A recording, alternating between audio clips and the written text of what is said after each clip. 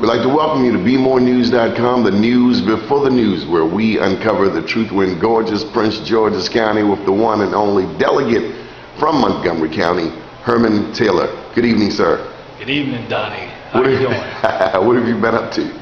Oh, hey, man. Just working hard, preparing a legislative agenda for the 2010 legislative session in Annapolis. So looking forward to hitting back and working hard to improve quality of life for people and provide opportunity for all. Okay, the word on the street is that you're considering a congressional run.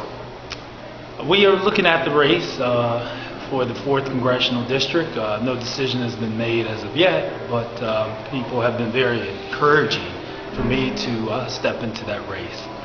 Well, I'd like to take a minute and let you know that on behalf of the black business community, we are very grateful for your leadership. I'll never forget the MBE night in Annapolis that you led. I was just so impressed. Hundreds of MBEs came out. What saith you, O delegate? Well, Donnie, that was due also in part to people and organizations like yourself, and couldn't have done it without you. It was a true partnership.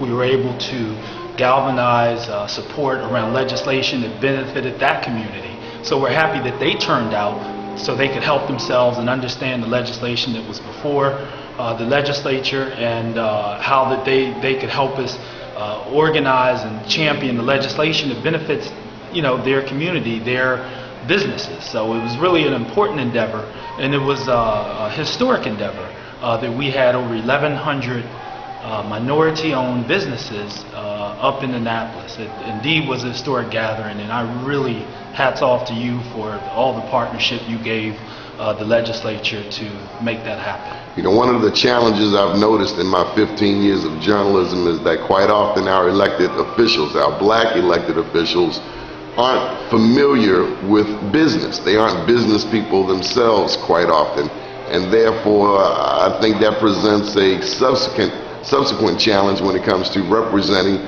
MBEs. Well, it is. You are a business owner. It has helped me. It really has. I've walked that walk before, and I understand the plight, and it's a struggle. We're still trying to get economic equality and parity with non-minorities. So there's still disadvantages there in the mainstream business field for minority businesses and people of color to gain the opportunity and to gain the access to capital. We're still struggling with this issue, and the job of a legislator or the legislature is to continue to try and remove the barriers that impede the minority business entrepreneur from succeeding. And that's what I feel my role is, to remove the barriers, to get them out the way so that there is a level playing field for the minority, because we want them to have a chance to compete. And we know when we're given an opportunity to compete, we will then own the stadium. And that's what it's about. In 2010, there will be a statewide race for the offices, including governor. What do you think will be a key issue or some of the key issues in the governor's race? Well, I think it's plain and simple that are people better off under where we are now or where we were before. I think that's all that's always what it comes down to. That people will look at the candidate that's been in office and decide if they're better off now than they were before. The objectivity of a legislator or a chief executive is to make life better for people, to improve the quality of education, to access to all the opportunities that are out there, so we can be the best person that God intended us all to be. Okay, any final thoughts, Delegate?